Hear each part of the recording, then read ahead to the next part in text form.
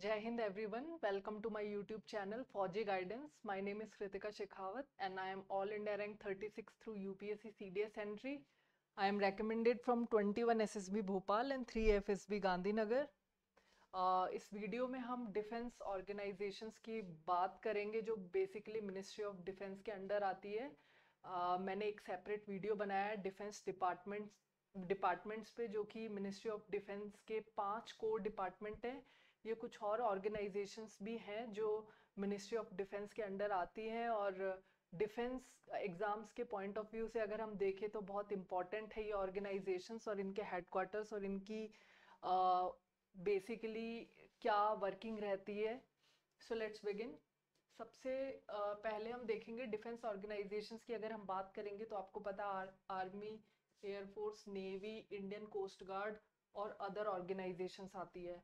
Army, navy और air force के बारे में आप सभी को पता है। बाकी जो अदर ऑर्गेनाइजेशंस हैं वो बेसिकली हम इस वीडियो में डिस्कस करने वाले हैं।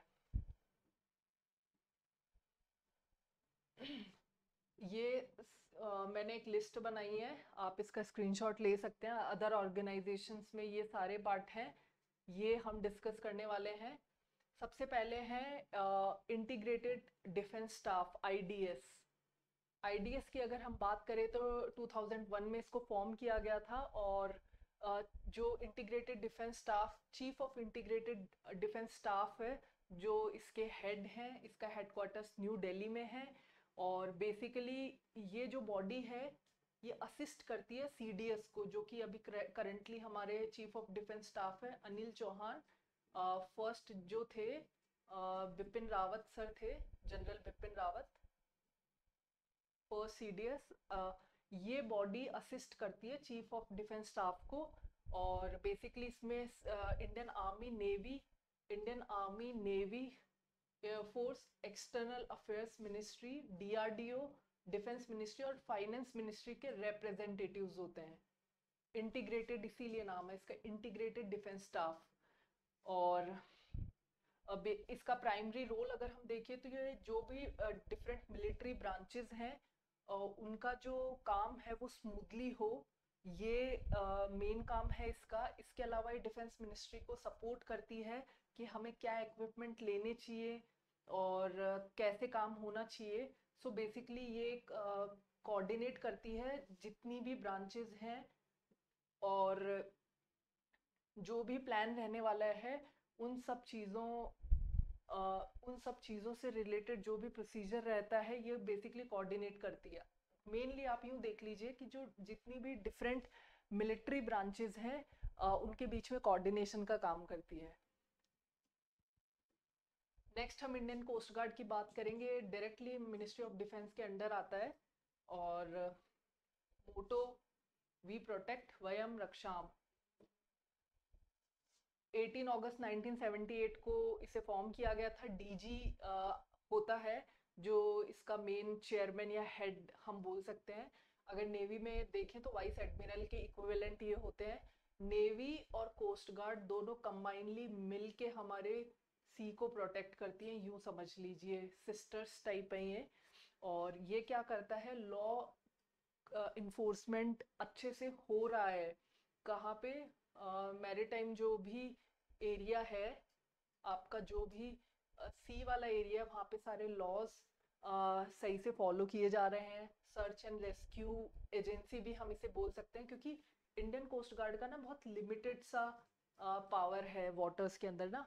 सपोज ये इंडियन कोस्टल एरिया है, अगर इंडियन कोस्ट गार्ड इस पर्टिकुलर एरिया तक जा सकती है तो इंडियन नेवी की रीच उससे ज़्यादा बड़ी है। तो इंडियन कोस्ट गार्ड का जो सर्च एंड रेस्क्यू का काम जो रहता है वो लिमिटेड एरिया में रहता है, और इंडियन नेवी उससे भी आगे जा सकती है, तो ये थोड़ा लिमिटेड काम रहता है। और क्लोजली ये इंडियन नेवी के साथ काम करती है, फिशरीज डिपार्टमेंट के साथ में काम करती है, और कस्टम्स के साथ में काम करती है। सीएपीएफ जैसे सीआईएसएफ हुई, इन सब लोगों के साथ मिलके भी काम करती है, क्योंकि यूजुअली आप देखोगे पोर्ट्स वगैरह पे सीआईएसएफ होती है, कस्टम्स वाले होते हैं। तो इलीगल एक्टिविटी ना हो, लॉ वगैरह अच्छे से फॉलो हो रहे हो, उसके लिए इंडियन कोस्ट गार्ड इन सब लोगों के साथ में मिलके काम करती है। बेसिकली ये हमारे ओशियन को प्रोटेक्ट करती है। और जितने भी अपने मरीन लॉज हैं, मैरीटाइम लॉज हैं, सी से रिलेटेड लॉज हैं, उन सबको अच्छे से फॉलो किया जा रहा है, ये मेक श्योर करती है। नेक्स्ट हम देखेंगे director general of defence estate, DGDE। ये डीजी डिफेंस एस्टेट जो होता है, it is headed by DG, headquarters new Delhi में है। और ये बेसिकली लैंड मैटर को देखता है, जितने भी कैंट एरिया होते हैं उसके ऊपर ये एडवाइजरी देता है, अपने इनपुट्स देता है। Cantonments that is cantt area और लैंड मैटर्स जितना भी होता है उस पे DGD ही अपने इनपुट्स देता है।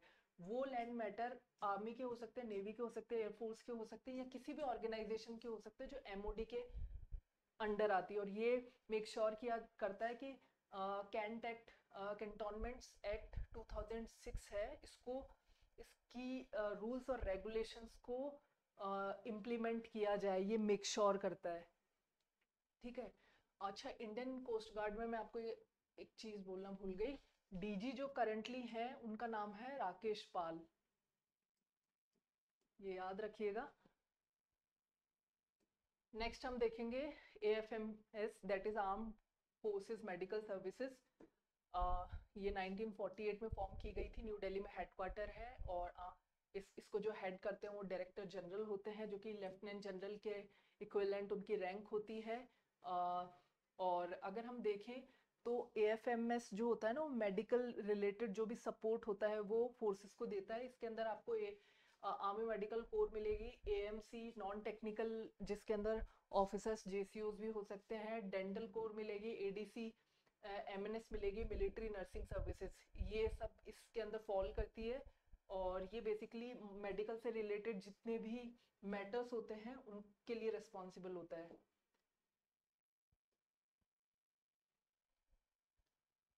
Defence accounts department, defence accounts department की अगर हम बात करें, नाम से ही पता चल रहा है, बेसिकली CGDA है जो 1951 में फॉर्म किया गया था।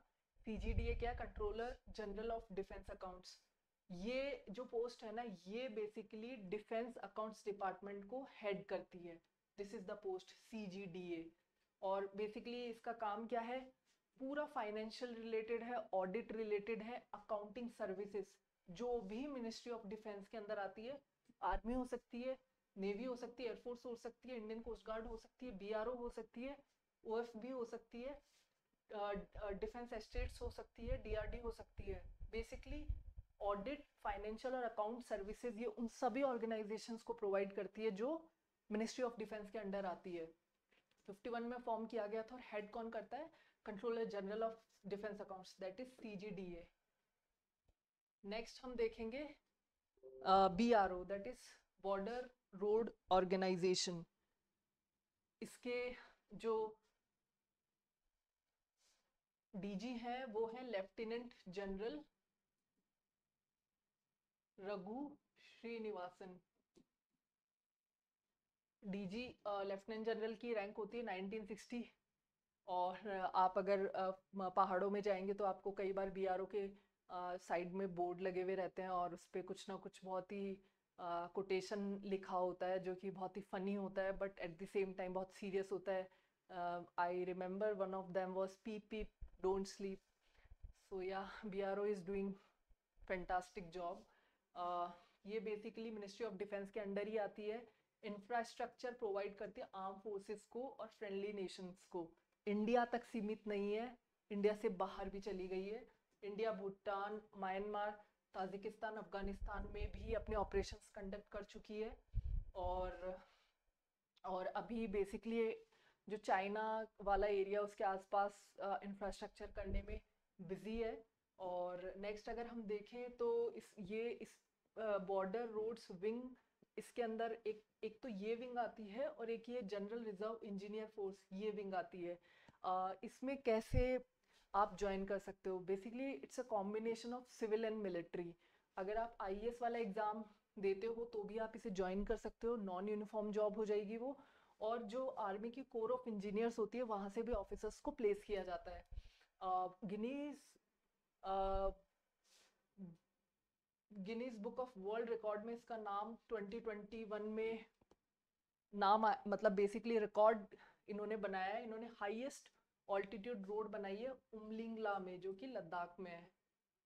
और अटल टनल और ऐसे बहुत सारे प्रोजेक्ट साइमल्टेनियसली बीआरओ बनाते हुए चल रही है। तो आप देख सकते हैं बीआरओ का काम। और मैंने बता दिया है, लेफ्टिनेंट जनरल रघु श्रीनिवासन इसके डीजी हैं करंट। नेक्स्ट हम देखेंगे NCC, national cadet corps. NCC unity and discipline, एकता और अनुशासन। मैं खुद एनसीसी में रह चुकी हूँ और मैं अपील करूँगी उन सभी स्टूडेंट्स से जो अभी कॉलेज में जस्ट गए हैं या जाने वाले हैं, एनसीसी आपको ज्वाइन करनी चाहिए। आप आधे ऑफिसर वहीं बन जाएंगे। एक डिसिप्लिन, एक वे ऑफ लाइफ जो होती है, एनसीसी से आपको वो वे ऑफ लाइफ ऑलरेडी आपके डेली रूटीन में आ जाती है। तो अगर आपको एक बहुत अच्छा ऑफिसर बनना है, ऑफिसर भी अगर बनना है, तो आपको एनसीसी ज्वाइन करनी चाहिए। 1948 से एक्टिव है, डीजी हेड करता है, उनकी रैंक लेफ्टिनेंट जनरल के बराबर होती है। करंटली गुरबीर पाल सिंह डीजी हैं। न्यू दिल्ली में हेडक्वार्टर्स है। यूथ विंग है इंडियन आर्म फोर्सेस की, तीनों विंग्स है इसमें। आर्मी भी है, एयरफोर्स विंग भी है और नेवी भी है। I was in air wing. Air force वाली जो विंग है, फ्लाइंग करने को भी मिल जाता है, बट थोड़ा पढ़ना पड़ता है। तो बहुत अच्छी अपॉर्चुनिटी है स्कूल और कॉलेज स्टूडेंट्स के लिए। अगर आप फ्यूचर में सपना देख रहे हैं कि आपको फोर्सेस ज्वाइन करनी है, तो आपको एनसीसी ज्वाइन करनी चाहिए। Courage, character, discipline, leadership, adventure spirit, sportsmanship, ये सारी क्वालिटीज़ आप में बेसिकली एनसीसी ज्वाइन करते ही आप में ऑलरेडी आना स्टार्ट हो जाती है। टाइम मैनेजमेंट उनमें से सबसे इम्पॉर्टेंट है। यूनिटी आ जाती है, डिसिप्लिन आ जाता है। तो आपको एनसीसी तो ज्वाइन करनी चाहिए, मुझे ऐसा लगता है। एमईएस, मिलिट्री इंजीनियर सर्विसेज, ये भी बेसिकली आप देखोगे इंटर सर्विस ऑर्गेनाइजेशन है, मिलिट्री और सिविलियन कंपोनेंट से बनी हुई होती है। और इंजीनियर इन चीफ, ये लेफ्टिनेंट जनरल की रैंक के होते हैं, जो इनके मेन हेड होते हैं। अभी currently Arvind Walia, lieutenant general Arvind Walia engineer in chief है। हेडक्वार्टर न्यू दिल्ली में है, 1923 में बनाई गई थी। मिलिट्री और सिविलियन कंपोनेंट इसके अंदर है। बेसिकली आपको सिविल सर्वेंट्स भी मिल जाएंगे और मिलिट्री वाले भी मिल जाएंगे। ये बेसिकली कॉम्प्लेक्स प्रोजेक्ट्स में इन्वॉल्व होती है, जैसे हॉस्पिटल हुआ, एयरफील्ड हुआ, बिल्डिंग हुई, runway, hangers, dockyard, airport terminal, ये सब बनाती है। नेक्स्ट है कैंटीन स्टोर्स डिपार्टमेंट, जिनके भी घर में पापा, दादाजी या नाना जी या भाई या बहन या कोई भी अगर फोर्सेस में सर्व कर चुका है, रिटायर हो गया है, तो कोई ना तो उनके पास कोई ना कोई ऐसा जरूर आएगा, बोलेगा सीएसडी कैंटीन से सामान दिला दो। मेरे घर में भी सेम सही है कि पापा का कैंटीन कार्ड है, कजन्स का कैंटीन कार्ड है, तो सब एक दूसरे का कार्ड लेके ही काम चलाते हैं। तो ये तो आपको पता ही है कि कैंटीन में बहुत अच्छी रेट्स पे सामान मिलता है। 48 में इसको फाउंड किया गया था। मुंबई में हेडक्वार्टर है, गवर्नमेंट ऑफ इंडिया के इसको ओन करती है, मिनिस्ट्री ऑफ डिफेंस के अंदर आता है। सबसे प्रॉफिटेबल रिटेल चेन है ये इंडिया में आज की डेट में। फ्यूचर और रिलायंस जो रिटेल है उससे आगे है। बेसिकली ये हाउस होल्ड जितने भी प्रोडक्ट्स हैं उनको बेसिकली यहाँ वो सारी चीज़ें अवेलेबल होती है, किचन से रिलेटेड भी होती है। आपको पता है कई लोग तो अल्कोहल के लिए कैंटीन कार्ड मांगते हैं, लिकर कार्ड अलग से मिलता है, स्पोर्ट्स इक्विपमेंट सब कुछ मिलता है यहाँ पे बल्क में। इस वीडियो में इतना ही।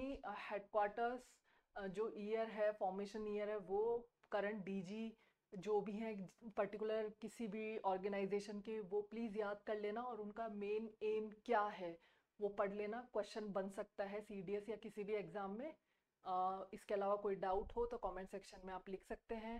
Thank you. जय हिंद।